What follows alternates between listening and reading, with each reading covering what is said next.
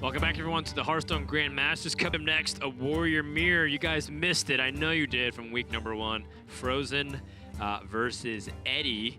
Both players going into today were tied for first place. Eddie had the head-to-head tiebreaker over StrifeCro. So therefore, Eddie was ranked number 1. But of course, with StrifeCro's win, only one of these players can equalize. If Eddie wins here, then he takes back over first place decisively over StrifeCro, while Fr0zen will be pit in a tied scenario there. So here again, how everything is shaping up. Muzzy improves to 2 and 3 and ties up Firebat. That was another thing that we didn't really discuss too much. We'll see the rest of these players play tomorrow, but our final match also will be another Division A matchup between Amnesiac and PNC. One player will be decisively last place, TJ. I know. Funnily enough, I'm like more excited for that one. Oh, yeah. To see who's going to be in last place and who's going to be in first place. Oh. Because, you know, it's fun to see a little trash talk, but also just because, you know, early on, you want to cheer for the underdog. And you want to see who is the person that needs to fight from behind and needs to get that win. But more importantly, Amnesiac talks big all the time, so it's funny to see him every now and then. I love the kid, but the only thing I like more watching... The only thing that I enjoy more about Amnesiac than watching him succeed is watching him fail. Yeah, it's no fun to watch him just float around the middle for a while. I know. Yeah. Feast or famine. Anyways, that's neither here nor there. That's the last match of the day. Coming up next, we got Fr0zen's deck list. He has a tertiary deck that I'd say is pretty good for the mirror with extra board presence of Cairn, Sephorium, Bombers, just to get the bombs in and also add more board presence. And the Azalina Soul Thief with the Archivist Elysium. Woohoo! Spicy stuff. So he's going to have a big advantage in the late game. Yeah, now I would say he has a slight advantage in game number 1 if just for the Archivist Elysiana in main deck, whereas Eddie does not. Even though a lot of times these bomb warrior games don't necessarily go to fatigue, having the option to Elysiana even relatively early on, and by early on I mean like with sub 10 cards left in your deck, to remove some bombs has a lot of merit. So taking a look at Eddie's deck, it's pretty similar. It does have like Geppetto, Joybuzz, and Harrison Jones in the main deck, but it's lighter on bombs. It only has 1 Elec. So maybe a slight disadvantage there, but like I said, overall in game 1 at least, with primary versus primary, Fr0zen with Archivist Elysiana I would say has a slight advantage. It's so interesting to see a world where Barista Lynching is a common side deck or side card that you usually tech into your secondary or tertiary deck. Yeah, it is interesting. Liking it a lot. So going into game number 1, we'll see who has the edge, who's able to get those bombs going, who's able to even outlast the other in a value game. Fr0zen with what looks like to be a full mulligan, gets Blastmaster Boom. We're going to look to see if we can pair that with other bombs. Fr0zen was also tweeting before the series that he feels very confident, and he gave a big shout out to Dog, who's been his practice partner. And Fr0zen ended up in a pretty good spot after last week, 3-1. OTK Paladin went 1-1. Yeah. Very interesting end to his weekend. But I like the deck choice. But let's get into it. Warrior versus Warrior. I'd like to say that I missed it, but I don't know if I did, Dan. Yes, you did. I missed it in theory. You missed me. Maybe not in practice. Yes, because as we both know, Warrior Mirrors are not necessarily about the gameplay, but it's just about what dumb things Dan and I can come up with to talk about.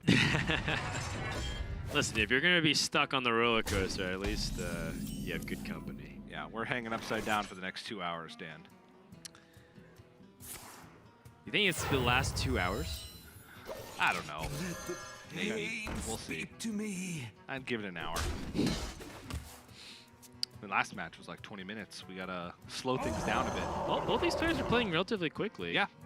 I mean, the early games are relatively straightforward, especially with their hand. It's like one drop, Acolyte of Pain into a board with a 1/2. Pretty straightforward thinking. Yeah. And Eddie kind of needs to be the one drawing cards because he needs to be the one that's pressuring. Yeah, he has the deck that loses in the late game, so his first game should be relatively quick.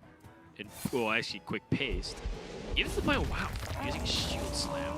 Defend the gates. Yeah, just needs to keep ahead on board in the tempo and force awkward plays for Fr0zen. But he's also just kind of playing to his curve.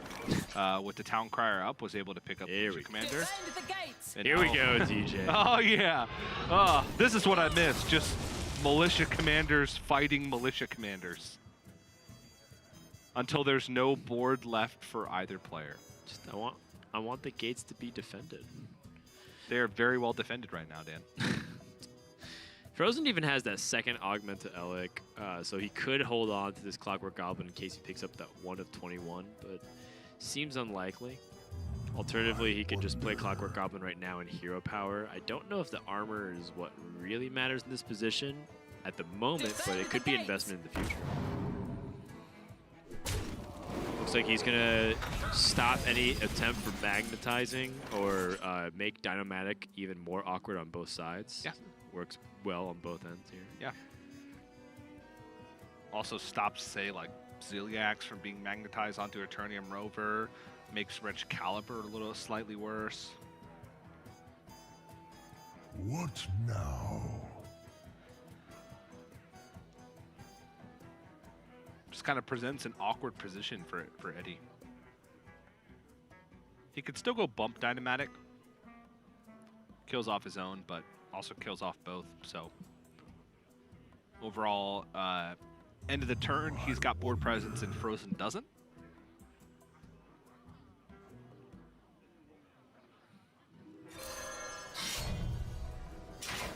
Ah. Yeah, this makes sense from Eddie's perspective because if he just plays a Dynomatic, he's just going back in this tug of war, which favors Fr0zen over time. Oh, it was one off. Ooh. So this is interesting with Dr. Boom, the Blastmaster Boom. Because if he Clockwork Goblins now, he could play Blastmaster Boom on 7, but for just 2 bombs. If he goes Elic Clockwork Goblin next turn, then he can play Blastmaster Boom on 8 for 4 bombs. So it's a turn delayed, but slightly more powerful. Yeah. Also, this just allows him to kind of evaluate. If he played Clockwork Goblin last turn, then he's kind of like has to play Blastmaster Boom in the follow-up because he just doesn't have much else to do. Whereas this gives him the ability to kind of deviate. If he draws a better play, like, say, Dr. Boom Mad Genius, he can even wait further, maybe try and pick up more bomb cards to activate Blastmaster Boom. So it gives him that option of deviation. What now?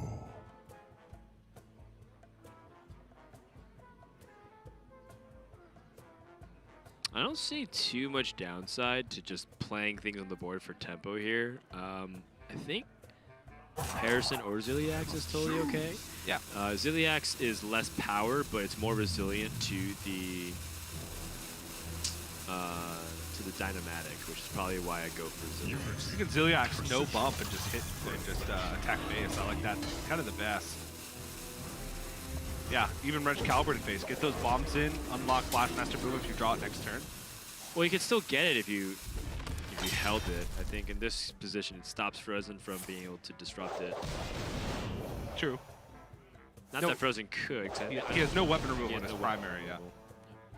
It's his tertiary deck that has the weapon removal. We were previewing. Yep.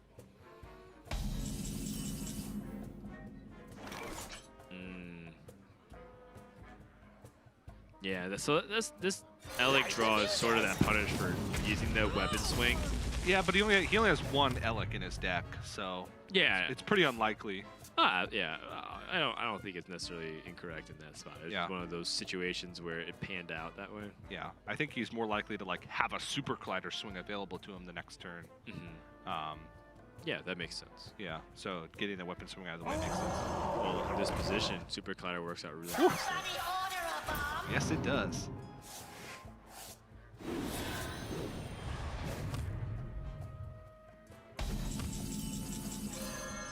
And Blastmaster. Oh, this is getting real spicy. Yeah, so two bombs in both players' decks, I believe.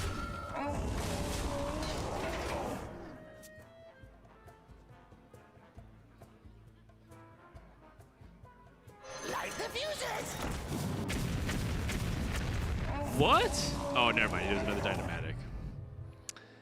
For some reason, I thought that was a different. Dynamatic just bugged out. Stop throwing bombs. I thought it was a different minion on the left. I guess in my head, I registered that he had played Harrison. Oh, okay. I apologize. But the double booms coming out here from Eddie. This is his big charge, trying to put on pressure. Are we going to have symmetric board states, Dan?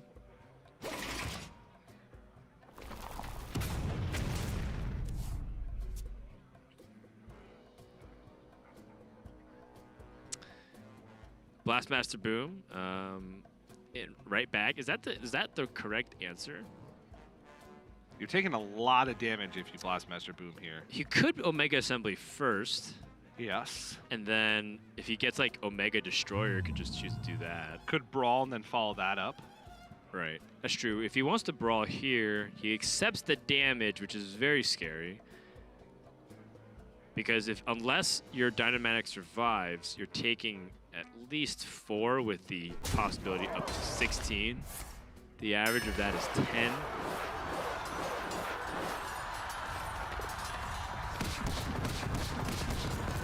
Okay, Boomba survives, so only 3. Oh my gosh, Woo. took 10 damage anyways. Wow.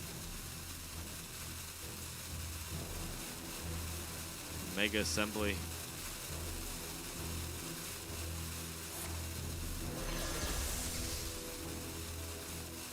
He doesn't have time to figure this out. Going for Eternium Rover.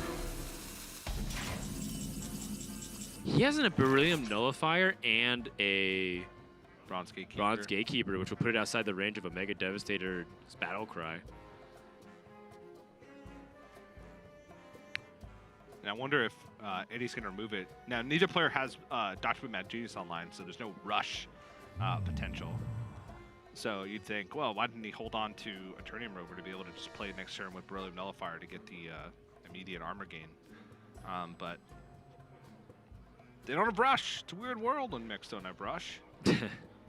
Yeah, and it's a fair world. It's a world where Warrior actually ends up.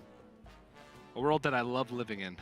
It ends up just being behind a lot of the times because it's just responding instead of actually taking initiative.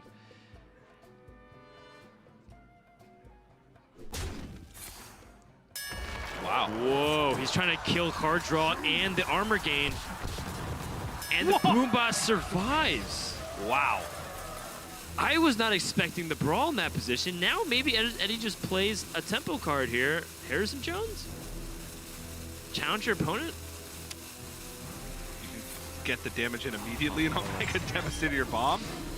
Picks up Mad Genius though, which is good, but now with Brawl gone, Fr0zen's going to have to be able to play Blastmaster Boom and Bronze Gatekeeper for the Magnetic. No armor gain, but at this point there's only 1 bomb in the deck. So he feels pretty comfortable with this, with the protection of his life total. And that's Eddie's only Brawl. Should Fr0zen have magnetized the far end bomb? Because of Super Collider? I don't know. Honestly, don't think so, because forcing it to attack Dr. Boom keeps all your bombs alive.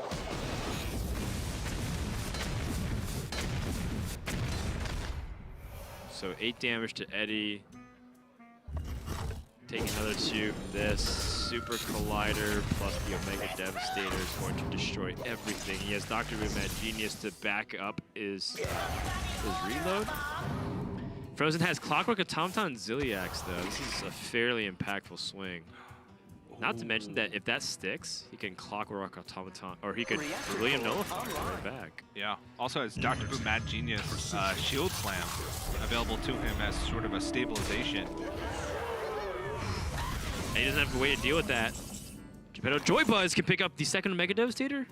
He only has 1 in his deck. He only has 1 in his deck. Oh no. It can pick up Ziliax. No, but it's a 1/1. Yeah, it's a 1/1. Dynamatic doesn't do anything. Clockwork Goblin? I don't know. No, it seems like Eddie's going to have to Dr. Boom Mad Genius and see what he can get off of his hero power to maybe deal with that, like a Zap Cannon. Zap Cannon would be the best, but he's still, you know, gets Fr0zen back up to 23 life. So they're effectively even at that point. Even, but Fr0zen still has, or Eddie still has Geppetto Joy Buzz. He can't kill it. Yikes. This is such a big deal. Now Fr0zen can add, he can stack it with Beryllium Nullifier. And get an immense amount of healing. Yeah, he doesn't need Rush if he magnetizes. That's the same concept. And there's no Brawl left for Eddie, so we can't even go for 50-50 Brawl. Shield Slam won't touch it because it can't be targeted. Yeah, and Omega Devastator used, which means that this 10-13 is going to stick around for a while. He needs Omega Assembly into an Omega Devastator. Bomb. Oh! There's the Omega Assembly. No Devastator!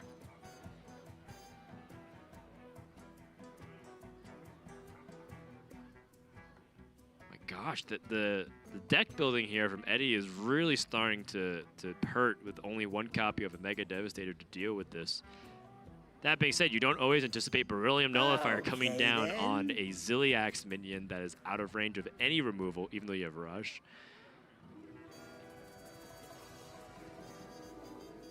He has 10 damage with all of his minions available. He's not dead yet. It's just looking kind of bleak. And, you know, again, I'm wondering how long he's going to hold on to some of these cards like Harrison to try to fight back for tempo. I think the kill Fr0zen plan has kind of evaporated now. Yeah. Light the fuses! Just gonna have to kind of go in on these minions. Maybe find a Super Collider here for the next turn, but I don't think Fr0zen's in any rush to play really anything. Bombs, so it's no Fr0zen's left, no bombs left in Fr0zen's deck. I'm so glad. Yeah, and Eddie, of course, didn't see the Dr. Boom Mad Genius.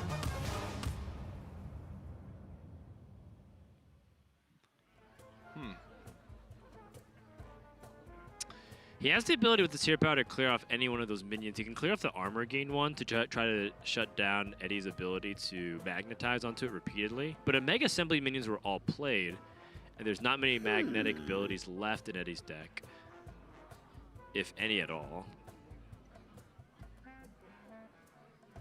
Honestly, I think taking off as much power from the board has more merit to try and increase the likelihood that your whatever this amalgamation of a minion is. So I think I would tend to go with Clockwork Goblin. So 5 plus 3 plus 4 is 12. So Eddie does have a clear here. Yeah. But at what cost, TJ? Yeah, but so that's why I like zapping the Clockwork Goblin, because then he gets a guaranteed extra hit on with this minion. Yeah, but this is a 2-turn lethal situation. I'm just saying that I understand where he's coming from. And this armor game from the Turning Rover is not trivial either. Yeah.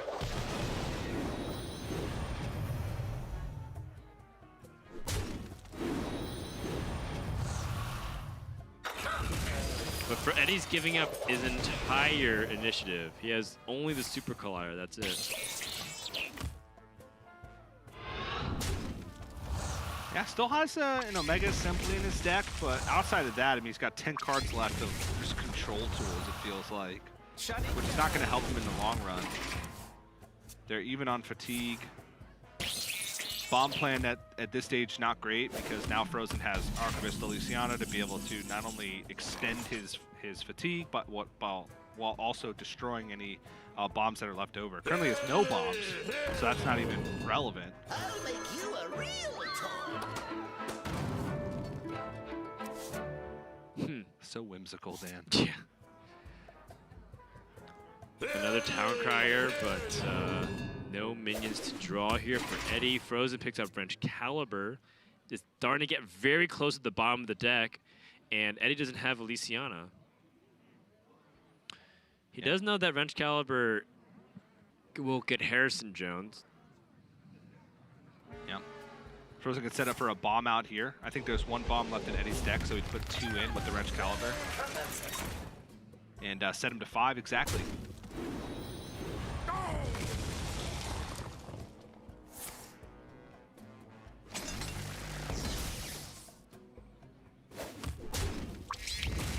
Trades. Okay. I think he's waiting for another opportunity to combine bombs, make it more difficult for Eddie to react and guarantee it. Yeah, I mean, at this point, Fr0zen is at almost 40 life. He is winning in fatigue, regardless. There's no point, there's no reason for him to even go for like a 1 and 3, I guess it would be. This would be a good time for a master. So 1 and 3 for lethal now, or a 1 million chance to win the game forever. Well, I'm not a mathematician, but the EV on that seems pretty clear. Yeah. I mean, even if he goes for the 1 and 3 for lethal, he still has a 1 million out of 1 million chance to win the game.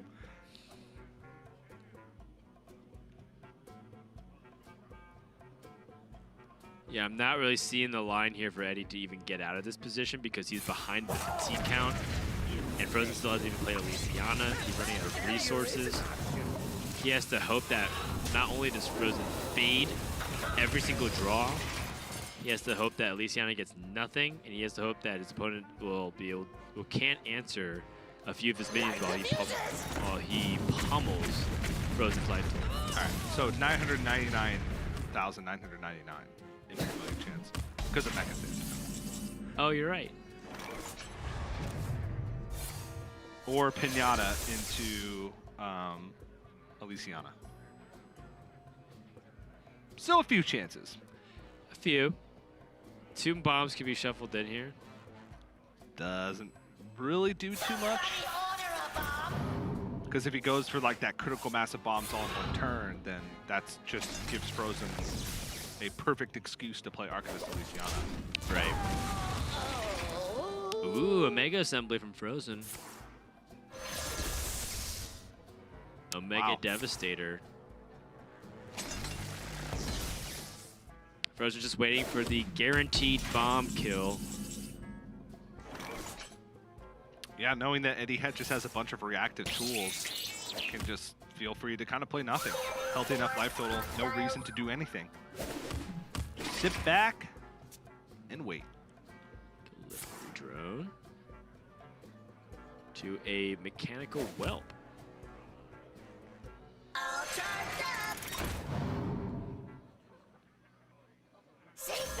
Yeah, Fr0zen's just gonna take his time. Eddie's pretty much just marching to the finish line just to make sure that every possibility has been squeezed out. Another Zap Cannon? I think that's guaranteed lethal. Looks like it. Because even past his weapons project, he takes with fatigue damage. Yeah. So Eddie's going to concede, and Fr0zen takes a very comfortable Game 1 victory. Although for half a second, for just a beat, TJ, it looked like Fr0zen had a lot on his hands. Yeah, Eddie was able to execute a pretty good pressure plan. He got Fr0zen all the way down to single-digit life for a few turns. It looked like he was on the cusp of a victory, but Warrior just has a lot of stabilization tools, able to recognize not the time to play Dr. Boom Mad Genius, it's the time to get a giant Clockwork Automaton, Zeliax Beryllium Nullifier combo, heal back up to full health, make it really awkward for Eddie to clear, and call it a day. It's the deck list preparations, you know, the Omega Devastator 1-of compared to the 2-ofs for some of these other deck lists coming into play. But we'll find out if Eddie can turn it back in this series because his secondary and tertiary decks have exactly that. We'll find out what happens when we return to the Hearthstone Grandmasters. The cards see a heart that is stony and a totem that's all kinda bony. This witch in such danger will soon be no stranger, 'cause she's gonna be our new crony. We welcome you into this room, and we promise your enemy's doom. Just one more who's coming. The last one I summon is a fella who makes things go boom.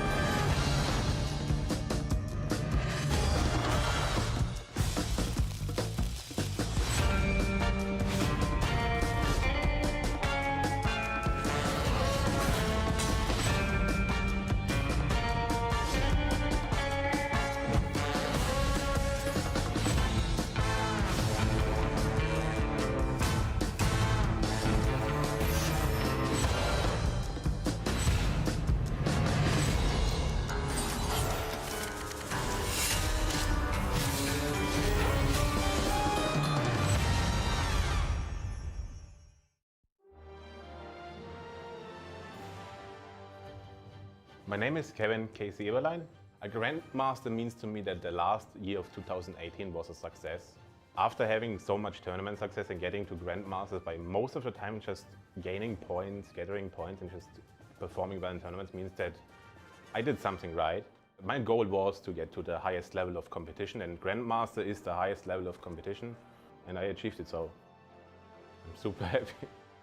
What I'm really good is at playing of muscle memory. So at the start of any meta game, the first week, I figure out the best decks, but I play them pretty poorly. So I just keep playing them till I actually know everything. And this is just, preparation is key. I don't only like Hearthstone, I love it, it's my passion. My life, like, it changed a lot since I started playing Hearthstone. I used to be really, really shy. Really? Yes. And then, like, after Thais, Crane talked to me, I just got a confidence boost. And from there, I changed quite a lot. Try to be the best what I can get out of myself, and then I'm gonna be happy.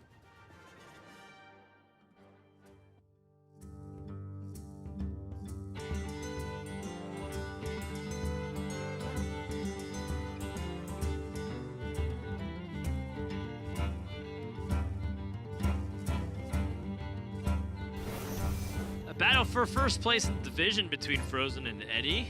Whoever gets this victory will take the lead alongside Strifeco at 4-1 throughout Division A.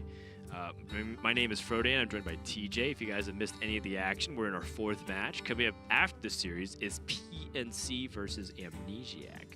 And then just like that, day 1 of week 3 is over. We're just chugging along. Chugging along, damn. One Warrior Mirror match at a time. There's only a couple. Well, there's only a few. We've had 8 Warriors signed up for this weekend, but we only have a few Warrior mirrors. Yeah. Most of them are Warriors versus Rogues, which is a fairly interesting matchup. Yeah, and it is kind of interesting, just the dynamic, the way it's worked out. But we'll get into that maybe tomorrow or on Sunday when we see more of those. But for now, Warrior versus Warrior, and we did get word that both of these players have switched to their tertiary decks. Which means Fr0zen has removed the Eternium Rovers, a Warpath, a Dynamatic, and a Super Collider, all cards which are not very good in the Warrior Mirror. And he's decided to add Harrison Jones, 2 Sephorian Bombers, Karen Bloodhoof, and Azalina Soul Thief. Very good cards for the Mirror matchup, more options for Pressure Plan, plus Azalina Soul Thief to fall back on once you've emptied your hand of resources to get whatever your opponent's holding on to. Looks like Fr0zen has disconnected, so we'll get back in momentarily. But in the meantime, Eddie's tertiary deck has also cut Eternium Rover, Town Crier, Brawl, and Super Collider to make way for the 2nd Augmented Elec, 2nd Omega Devastator, Barista Lynchin, and the Archivist Elysiana. The Barista Lynchin with the Omega Devastator makes sense because you can play Omega Devastator, you can Barista it back, and then fight for tempo even better that way. Or bomb cards. Or just bomb cards. You could get them all for really cheap. Let's say you get Geppetto Joy Buzz, you get an Augmented Elec and a Clockwork Goblin. Then you just like get another Clockwork Goblin, play that. Yeah. Squeeze in maybe a Wrench Caliber in the process. It's pretty sick. It also gives you a weird chance to get more Elysianas because you can either get Elysiana or Barista Lynchin from Geppetto Joy Buzz, which activates being able to get additional copies. So the Geppetto Barista combo allows for some pretty crazy stuff to happen. Yeah. And that's kind of the wild card. But honestly, like Fr0zen's Azalina, we talked about in week 1 that Azalina is kind of the catch-all to other players' crazy strategies. Because Fr0zen can operate on his own strategy, but then if he realizes that Eddie is holding on to a lot of these kind of combo pieces, he can just empty his hand, then Azalina, and basically be able to do whatever Eddie's going to do. So I honestly think advantage still Fr0zen. Yeah, I think that one of the more interesting things about Geppetto to me, TJ, was that people originally saw it as a Malagos card, like it used it for OTK combos. And instead, Geppetto just seems to be more of a mid-range / control tool to draw specific cards that you really want, and you're okay with the results. Because people were really afraid of Geppetto Joy Buzz. They're like, oh man, this is just going to lead to ridiculous kill scenarios. That's not been the case so far, and I gotta say, I'm very pleasantly surprised. Yeah, it's been a pretty cool inclusion in a lot of the lists that we've seen. Fr0zen plays the Town Crier, so his curve is nice and smooth. He's got 4, 5, 6 with Militia Commander, the Ziliax, and the Cairn. Eddie here has the ability to fight back for tempo in his own way, right, with the Militia Commander, but knows that if he initiates the Militia Commander wars, if he goes first, he is going to lose because his opponent has the final say. So it looks like he's trying to lure Fr0zen into those Militia Commander battles. Fr0zen can opt not to by just playing Wrench Caliber. Yeah. Move back over to Eddie. Willing to take some damage early because it does have a good amount of life gain already in hand. Yeah, this is actually a very weird but funny benefit of going second in this matchup. Normally going first is usually very good, but the only caveat is that when you go second, your opponent is more likely to play Militia Commander first, then you Militia Commander their Militia Commander, then they Ziliax your Commander, and then you Ziliax your Ziliax. You just answer whatever they do with your own version of that. Even like Omega Devastator. They Omega Devastator one of your minions, and then you Omega Devastator their Omega Devastator. Exactly. So going second is, funnily enough, not as bad as it is in other mirror matchups where it's like for 100 versus 100, for example, going first is usually insanely good. Yeah. Assuming you have the curve to back it up. Yeah.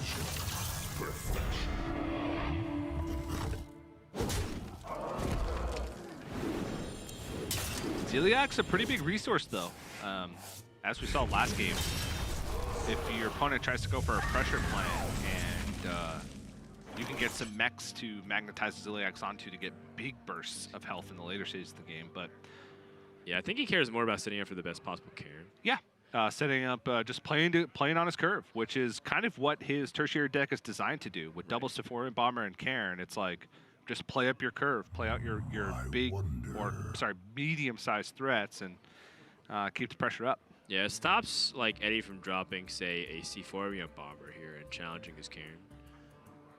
Well, at least easily it stops it. Yeah, that'd be tough for Eddie because he doesn't have Sephora Bombers in his deck. What now? I thought Eddie's playing a secondary. No, he's playing his tertiary. Tertiary? Okay, I apologize. It's the other one then. In that case, I don't know what he's super afraid of here on 6. Maybe it's double 3. Yeah, double 3, or I think it's like you said, he just wants to play to his curve. What now? Set up for a Cairn. Maybe force Eddie to initiate the Militia Commander war. Could also be a scenario. Or maybe baiting out the Militia Commander so that Cairn is a better threat on the board. Well, Eddie has the 5/5 Militia Commander ready to go, and then the Clockwork Goblin, so Cairn will be effectively dealt with.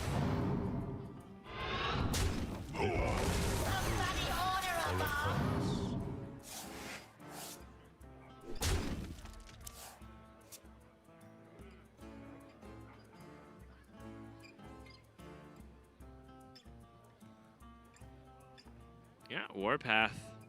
I mean, there's definitely a Defile here. Yes, there is. It's a much more expensive Defile.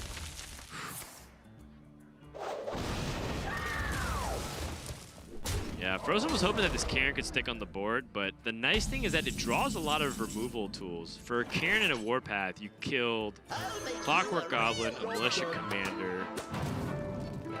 You might even kill this Geppetto Joybuzz. You got some extra change. Ugh. That's not good. Dr. Boom Mad Genius. The Blastmaster Boom being a 1/1 is not great. Yeah, Ziliax being a 1/1 is not great. All right, well, we have ourselves a Dr. Boom Mad Genius war. Games are more grindy, but also just more fun when both players are on even footing. Either when both players have like Dr. Boom in the bottom 5, or both players get Dr. Boom around the same time. Right. Looks like Fr0zen was okay taking it slow because he had Omega Devastator and the Omega Assembly. But with this Militia Commander, plus he microbots is going to be able to deal with it. Yeah. Fr0zen not wanting to draw cards with shield block. At least that's why I assume he's not going for it. It may just be because he doesn't have anything that he particularly wants to hit right now. Maybe banking it for shield slams later. Or maybe thinks that because of the choices that these guys made, that it is going to go to fatigue. Now, Eddie's already drawn Elysiana and didn't hit Elysiana or Bursta Lynchin with Geppetto. So his ability to kind of cheat the system and go with multiple Archivist Elysianas. Cheat the nerfs, I guess. Can't do that anymore.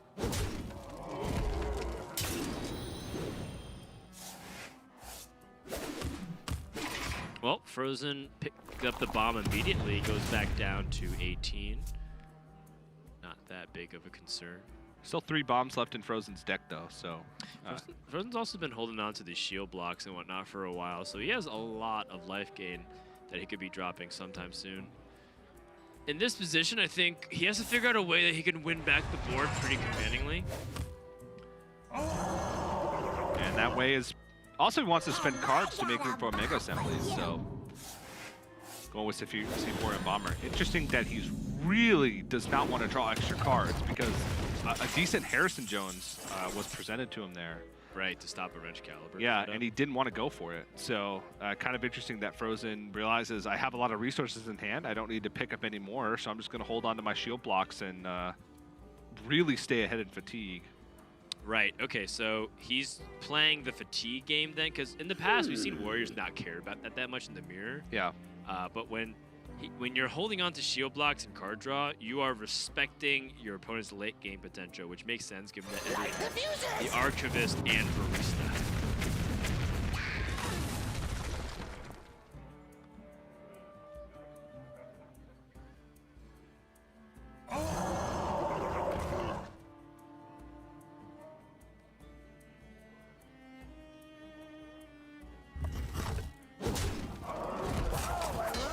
Thinking of if he wants to protect the life total of his Dynamatic or push more damage to face. Now 5 bombs in Fr0zen's deck. Okay, so Eddie's pressure plan is still very much alive. Yeah, it's more than alive. It's actually working very well. Fr0zen's at 24 life while he's sitting in the high 30s. The difference only is going to get bigger the more he lets his board survive. And now that he's initiating the Omega Devastator War, he is willing to accept the consequences of going first in terms of response. But Eddie doesn't exactly have the ideal response because he has to use Warpath in this position for the full clear. I mean, he could utilize some of his other cards like Kaboombot here, but I think he's going to deliver Drone first. Safeguard. Vicious Scrap Hound, Eternium Rover. Safeguard is just the most amount of stats. It makes things like Safeguard and Zilliax possible, which then becomes pretty reasonable. 6 mana, 5/6, Divine Shield, Taunt, Rush, Lifesteal. Because of the 1/1 Zilliax. Yeah, it's normally not possible. Yeah, that's true. So it opens up more possibilities, and you're not sacrificing that many stats. You're sacrificing 2 attack and 1 health to make it 4 mana cheaper. Which, if there was a 1 mana spell in the game that said, give a minion rush, +1 attack, +1 health, Divine Shield, and Lifesteal. How about if it said your charge minions? If it also gave them +1 health, Divine Shield, and Lifesteal, then sure. I think it'd be great. Elysiana comes in the hand here. Fr0zen holding a lot of awkward cards. But the Omega Assemblies can finally come into play. Ooh, all of these are great. Yeah. This is like what you want off the Omega Assembly. Yes. Beryllium Nullifier, the best on the current board state because it allows him to get through the Safeguard and then, what, push a damage? Push 2 damage? Another beryllium nullifier. Magic neutralized.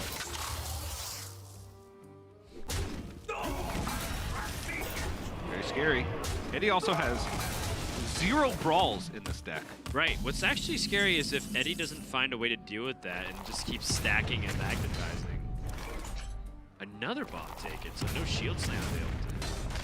Yeah, so 2 bombs left in Eddie's deck. 5 in Fr0zen's deck, so they actually are even in fatigue. He may have to use Blastmaster Boom here to deal with this, potentially deal with this beryllium nullified microbot. This would be a good time for a master plan. I don't know. The more we kill off Fr0zen's board, the more it's scary. Because I'm still not dealing with the 4-9 as easily, but Yeah, I guess the Kaboom bots. the boom bot will be able to guarantee 4 damage onto it, which is actually fairly nice. Forgot about the Kaboom bot's death rattle effect. Yep.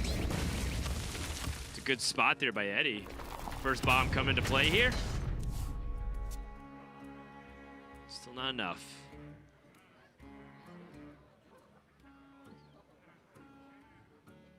So Fr0zen has to clear with the hero power. That gives him 8 mana to do whatever he wants with the rest. Can shuffle more bombs in, like Alec Clockwork Goblin, but maybe wants to go for like The Wrench Caliber. Magic neutralized. Maybe, yeah, I think maybe a safe assumption is that Fr0zen wants Eddie to utilize his Archivist Lysiana first before doing it. or he wants to see like where Eddie stands with the Geppetto Joybuzz minions. He's gonna see one here, but I think that's a big reason why he like hasn't wanted to draw too many cards. That's also fair. 6 boom bots come to play. Oh, he can Barista Lynchin his Blastmaster Boom. Oh, that's sick. What? That's insane. Yeah, you absolutely want to do that because it's more damage. In fact, I realized that that might be the X factor. Because there's still 4 bombs in Fr0zen's deck. So it's not like, unless Fr0zen draws a chain of bombs here, that Blastmaster Boom is going to get worse. He can just play it again next turn and put on even more damage. And Fr0zen might be at a point where he's going to be regretting not playing these shield blocks earlier when he had the mana to do so.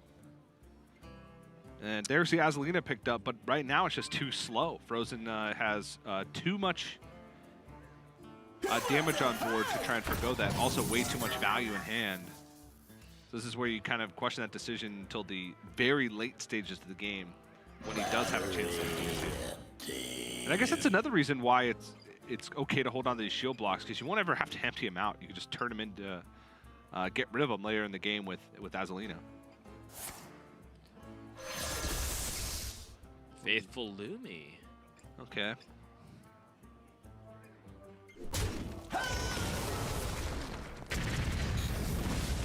Hoping for these bombs to absorb the boom bots. They do. Now has the opportunity to utilize the Faithful Lumi for trade. Fr0zen also had the opportunity to just hold on to 10 cards and stop any bombs from going down on him. He did.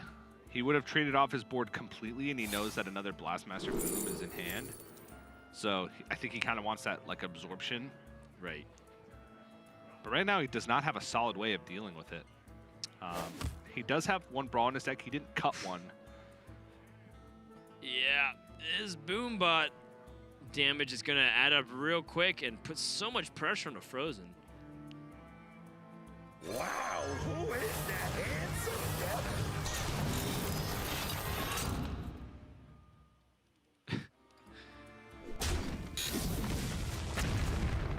Okay, does damage to the minion instead of the face. Not the greatest. Nope.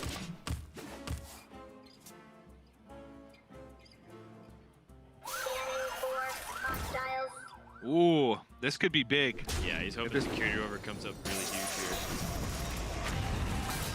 here. Okay. Another alternative is to play Clockwork Goblin and rush in. I guess that's the same as... That's not the same as hero powering. Fr0zen's in big trouble. He is.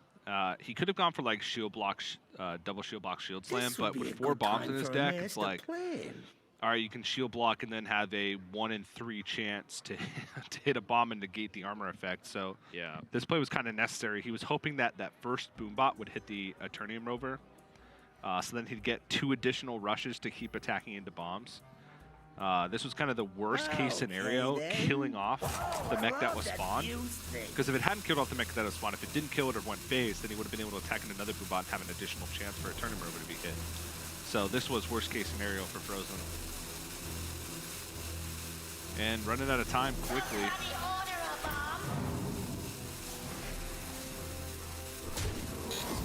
Oh, he's not going to be able to get the attack off.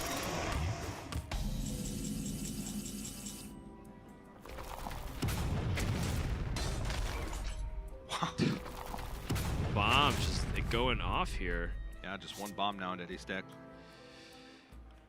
Trying to see how much damage Eddie has. He has 7-10 showing on the board with the Warpath as a possibility. Ziliax for extra damage. This would It's be a good close. It would time for require a the master Boombots to actually plan. hit face. Well, he can start with Kaboom and then evaluate and then Warpath.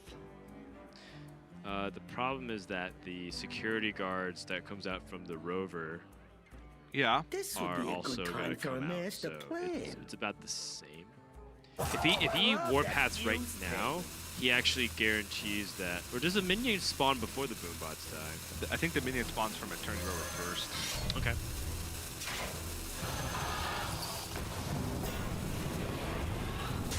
Well, this is setting up for 1 bomb plan. Right. I mean, Fr0zen has a one- high chance that he's dead. Yeah, there's 4 bombs in the deck. It's a 1 in 3 for Eddie to win right here on the spot. Actually, there's 5 bombs in the deck now, so it's even higher. Dodges it. Wow. Okay. I still don't really see a way for Fr0zen to get out of this situation. Yeah. Easily shield block. Probably going to draw a bomb. Okay.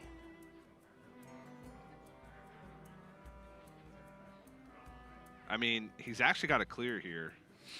Right. He can shield slam, trade in, kaboom, most likely deal with it, but This would be a good time for a master plan.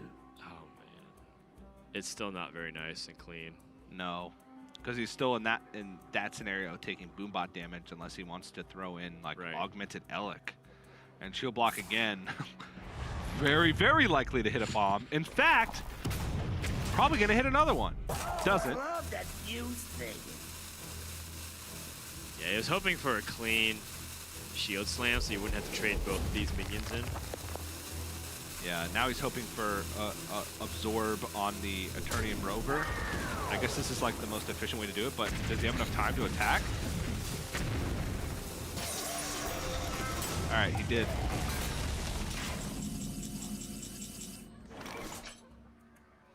I mean, Eddie just shuffles one more bomb in, right? Yeah, there are 4 bombs in Fr0zen's deck, so with this Red Caliber swing, there'd be 5. But if Fr0zen fades it, then does he have Lysiana right back?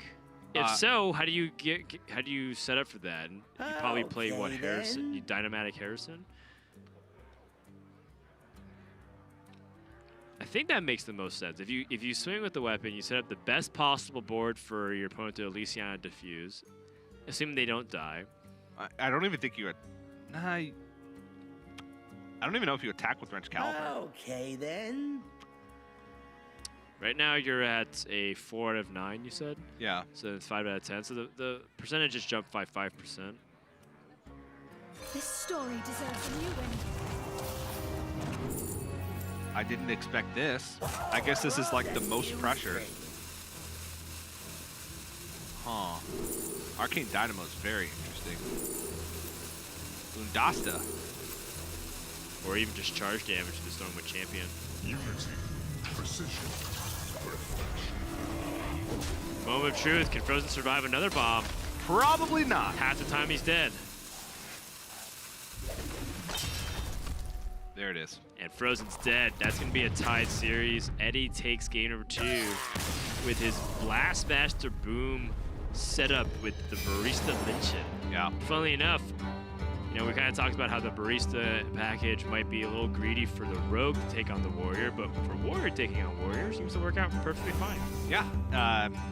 Ends up being kind of the difference maker in that one because it's all about pressure. And Fr0zen not getting those shield blocks out of the way early, I don't think that really mattered, but it was a conscious decision from him to not draw cards, which is kind of funny considering he lost via pressure, not because of fatigue. But just the way that he played that game goes to show you like what the direction that he thought that matchup could have gone, right? Where it does come down to who's 2 cards ahead in the fatigue race. So definitely an interesting first game, and I am excited to see if Fr0zen's like Azalina tech is going to come into play at some point in the series. Didn't seem like it really mattered here, so Fr0zen takes down, or gets taken down. That's going to be a tied series. When we come back, we're going to have the conclusion to this Warrior Mirror, and that'll be the 4th match of the day. So don't go anywhere. We'll be back in a sec.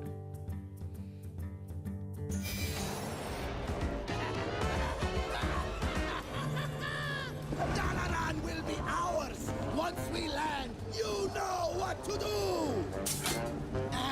No we don't. You didn't tell us to play it. I didn't think I had to. It's perfectly obvious. Bank! I am to be robbing the bank! I take henchmen for vault smashing and shiny stealing! Plan is obvious! It's a start, yes, but... You won't get a single coin unless you take care of the city's guards. Let's rip open Violet Hole and unleash the prisoners on the city. That'll keep the guards busy. Certainly, but that's not... No! First, we must sow chaos in the streets. I got rockets. Anyone need rockets? Try to see the big picture. Shiny, shiny, shiny. We have to break their will before we can loot, you fools! Please, everyone, please. Let's strap some rockets to the city. Oh, big candle. And then we just take the whole shebang wherever we want. Yes! Finally, you're exactly right. Seriously? That's dumb. Weak candle. Just wait till second gear kicks in.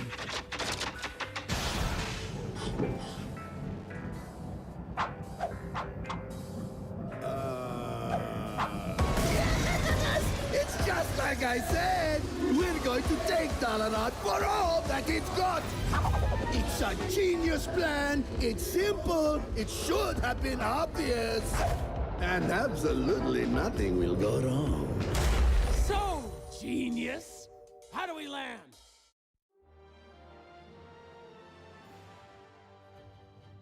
My name is Alexander Malsh. You might know me as Colento.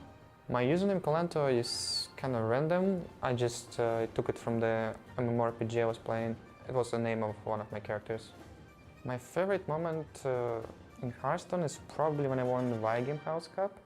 It was one of my first tournaments I won, and it probably was the first LAN I won, so it felt very special. So as for Grandmasters in general, I really like to play against people I know personally and I met before. I have respect for them. I think competing will be fun. Being in Grandmasters is a big honor. It's just a proof that I'm a part of best players in Hearthstone. It's not like I need it so much, I just know it myself, but it still feels kind of nice. I'll just perform well at Grandmaster League. I'll try to keep streaming, and I just want to spend the rest of my time having as much fun as I'm having doing my hobby.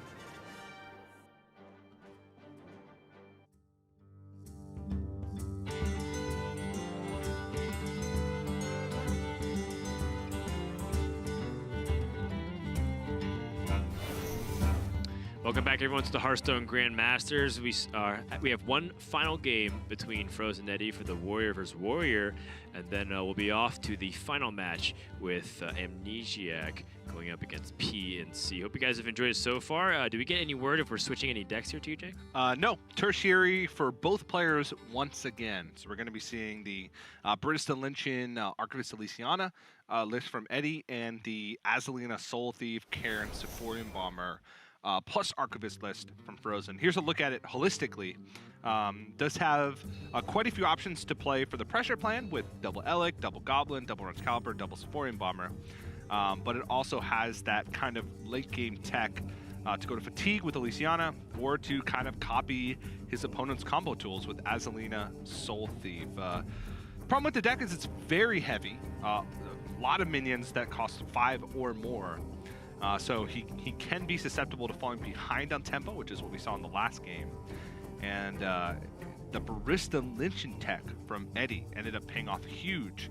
He was able to Geppetto to get a 1-cost Blastmaster Boom, bounce it back with Barista Lynching and get a second one, all fully loaded with 6 bombs.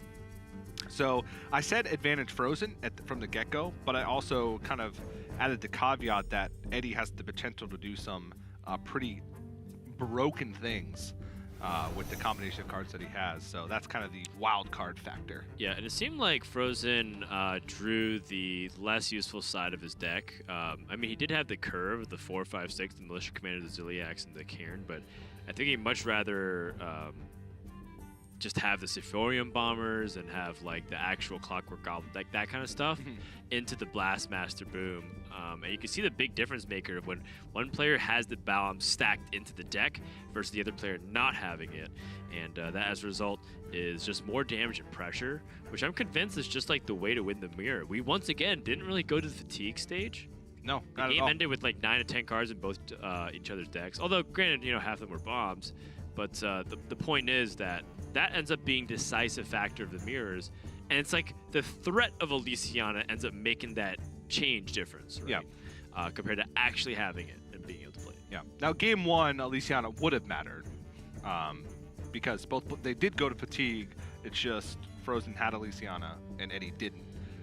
So it does happen, but it's kind of funny the way when they go to secondary or tertiary decks and they make changes, they put more pressure and Elysiana.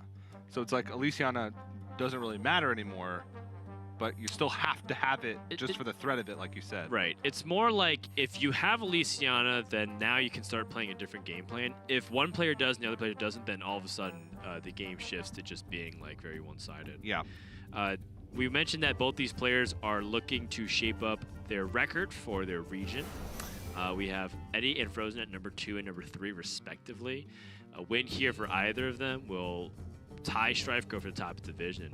And then we'll have PNC and Amnesiac, the bottom of the division, battling it out.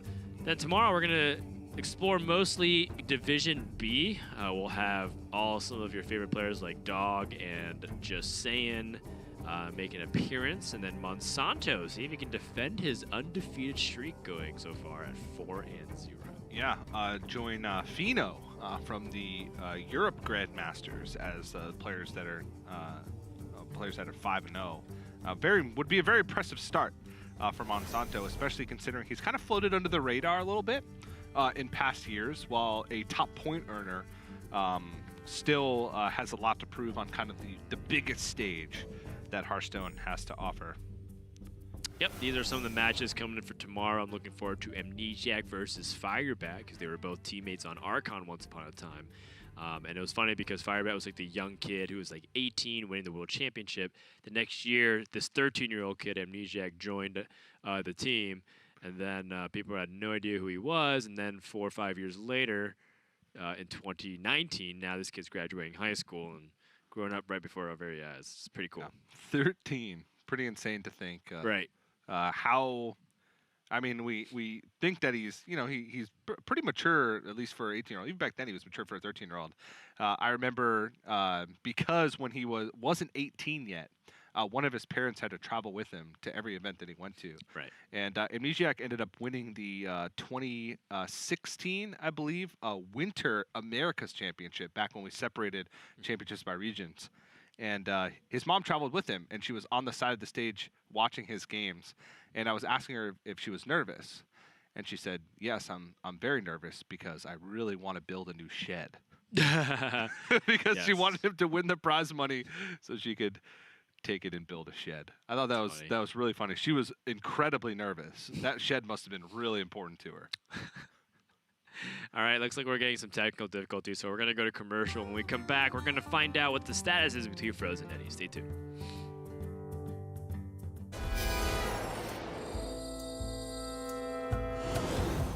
Welcome to Dalaran. I'm Peter Whalen, one of the designers on the Hearthstone team, and I'm excited to walk you through the most magical city in Azeroth. Dalaran is home to the mightiest mages the world has ever seen, including the very aspect of magic himself, the Dragon Kalikos. This is the perfect setting for the League of Evil to strike, a floating city filled with magical artifacts. Its streets are lined with powerful magical wares of all kinds, and even the statues and tapestries come to life. But while the League of Evil have some tricks up their sleeve, a city of mages is far from defenseless. Mages will, of course, take part in the defense of Dalaran, but they're not the only ones. Hunters, druids, and paladins have all taken up arms to defend their city from evil. Take, for example, the leader of the Dalaran City Guard, Commander Risa. She's a 3-mana, 4/3 paladin minion, and while she's in play, your secrets trigger twice. She's laid magical wards throughout the city, and when she's around, they're twice as powerful. That means Noble Sacrifice will summon 2 2/1s, and only one of them will die.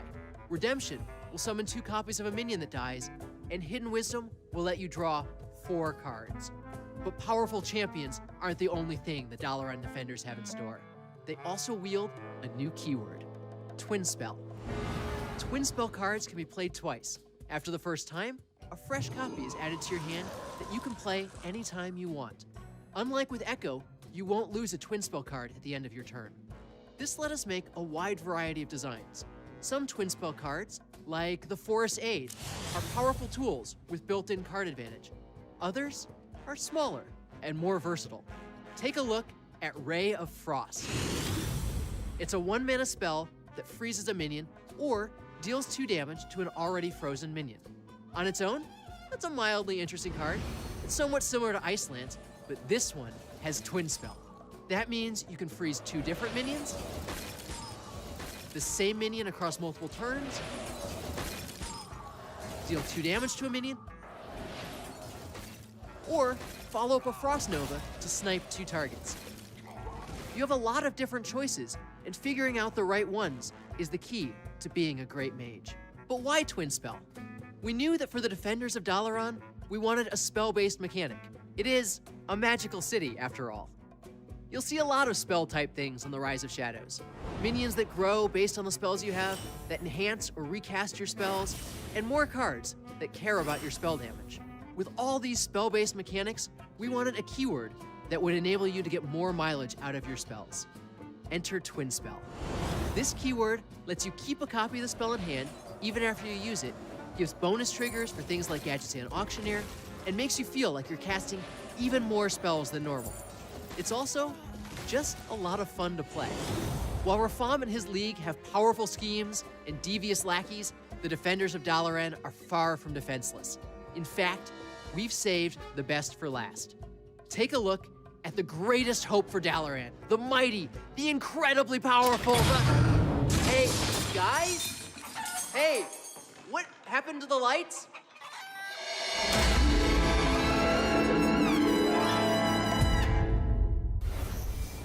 Thanks for being patient with us. Welcome back, everyone, to the Hearthstone Grandmasters. We're ready to go, I think, for game number 3 between Fr0zen and Eddie. Finally be able to get everything sorted.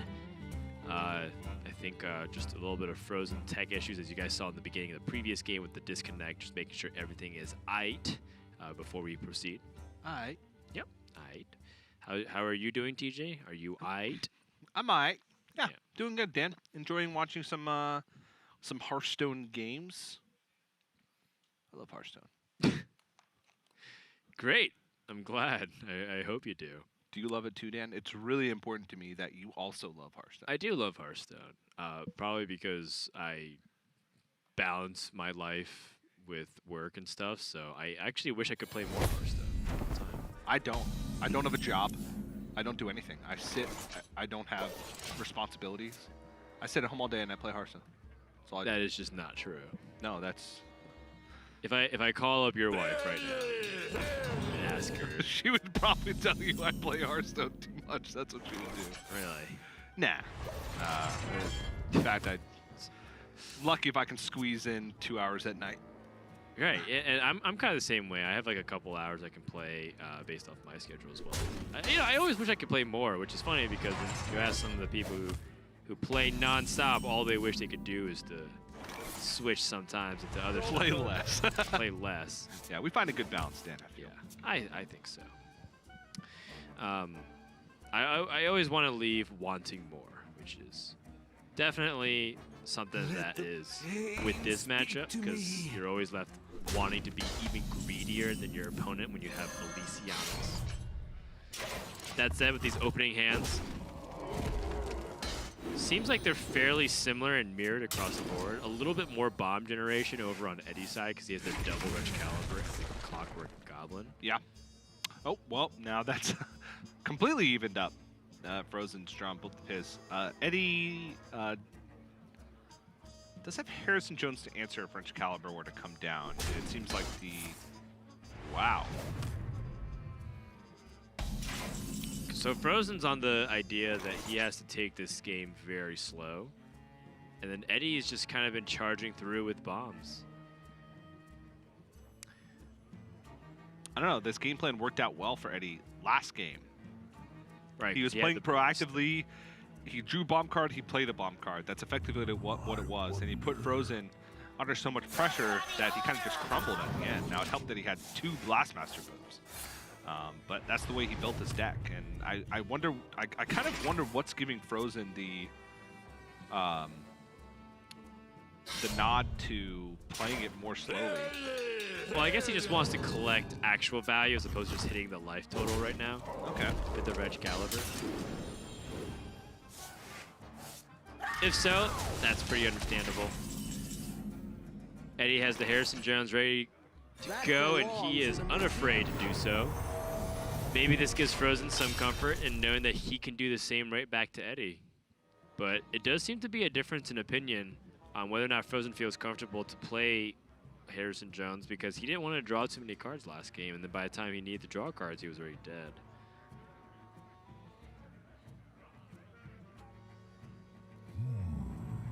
Yeah, on turn 2 armoring, or turn 4 armoring up instead of trying to play shield block or doing whatever.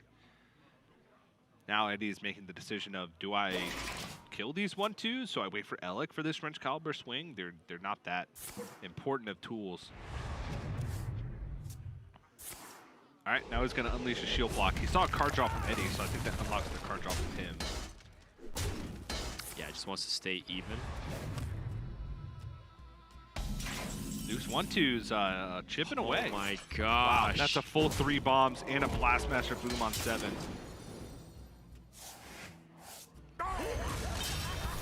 But Fr0zen does have a very easy way to do it with the 7/7 buddy, at least with, for now, with the shield slam. He can also Warpath. Like he's got the way to diffuse this. Even has a 1/2 to try and soak some of these bomb hits. Would just be 1 bomb hit, but hey, whatever works. Yeah, I'd say so. I think you're in a position now where utilizing your life total isn't nearly as bad because you're at 38. Using Warpath gives you 4 mana remaining, upwards to 5.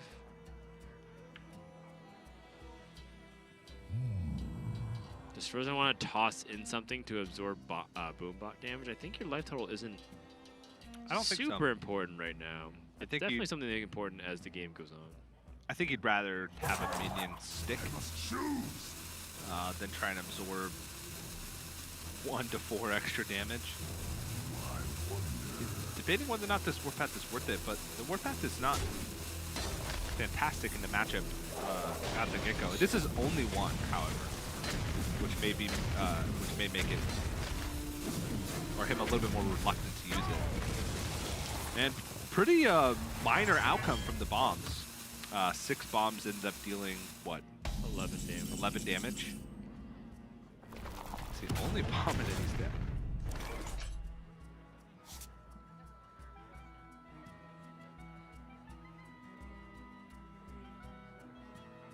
Eddie wants to go more bombs. Fr0zen is just doing the opposite. He's trying to wait. Now, the theory is that if you load in bombs as the game continues to go on, your opponent gets, it's like hard for them to play around, versus if you shuffle the bombs later into the game, your opponent knows they hold to 10 cards, or just Elysiana and try to destroy everything in their deck. Yeah. So for Fr0zen's perspective, him playing super duper slow means that he feels like he could win the late stages of the game anyways, because he has Azlina and Elysiana. Yeah, and you can go for the late game bomb plan of like holding onto your resources, shuffling bombs in late. As long as you can pressure your opponent enough to where they can't play Elysiana, or if they do, they're taking a lot of damage from your minions on the board. So you kind of have to put them in like this weird spot where they're under too much pressure to spend 9 mana, having no effect on the board.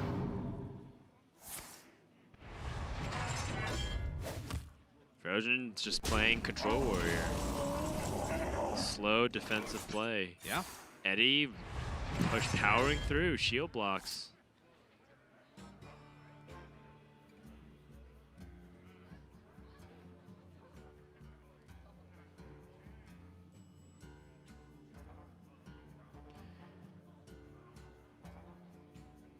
He's trying to be the aggressor here. Yeah, but it's not like Dynamite's very aggressive, and he has to wait till 10 mana to unlock all these Omega cards. Light the fuses! Attacked face. Wow. There's 6 bombs in Fr0zen's deck. Yeah, That's a lot of damage. it's a lot of damage, and yet Fr0zen's not going to draw any of that. So Fr0zen has Sephorium Bomber.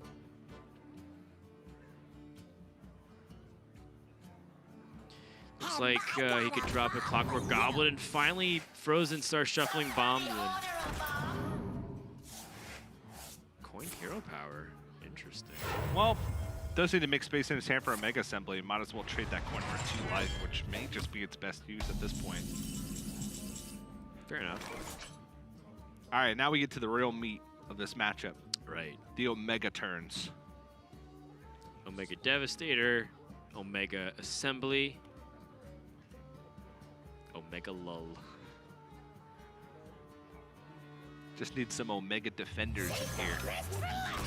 Yeah. Call it a day. And Omega Casters. We don't cast well until turn 10. Well, we don't talk about the game Until turn 10. Omega Casters. Oh, wow. 2 bombs. 3 bombs. Woo! Didn't Fr0zen have it like up to 20 life or something this past turn? I guess Yeah, it's all right. he was 'cause at 21. He still has Ziliax, but still a lot more stressful than it needs to be. Yeah. That's why he was holding this Clockwork Goblin Ziliax combo for a while. So he can gain back all the life that he lost. But Shield Slam is ready to go. Yeah, Eddie once again. He can even Omega Devastator.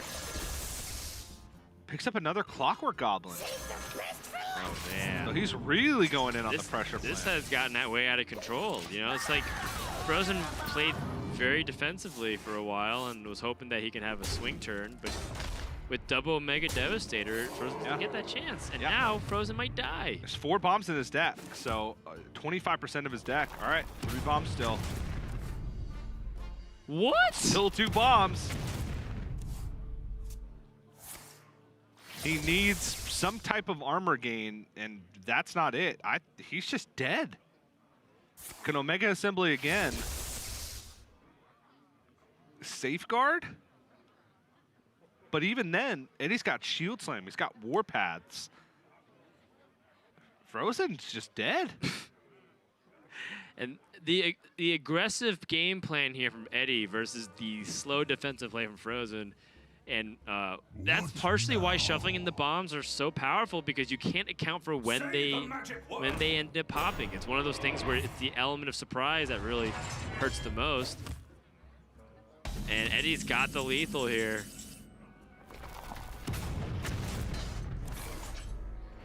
Oh, good sequencing. Imagine if he did that way too late. Yeah. And had the shield slam. But Well, because he had the armor before and then the bomb, so good on him to hold back. All right, well, Eddie is going to improve to a 4-1 record and take first place in the division. Fr0zen, despite winning the first game, falls. And seems like Eddie, despite having a deck that we weren't exactly sure we were on the fence about, able to win 2-1. Yeah, and you know, honestly, it may just come down to like the ideology of the matchup. Fr0zen obviously taking it very slow, not shield blocking early on, not drawing cards unnecessarily, or not drawing cards at all. We're not playing minions on the board for tempo. Not playing minions on the board for tempo, and Eddie doing just that. Every turn he played a minion. Even if it was dealing 2 damage with a Dynamatic instead of 5, even if it was playing an Elec on an empty board to set up for bombs, just playing for tempo, forcing Fr0zen to have the answers.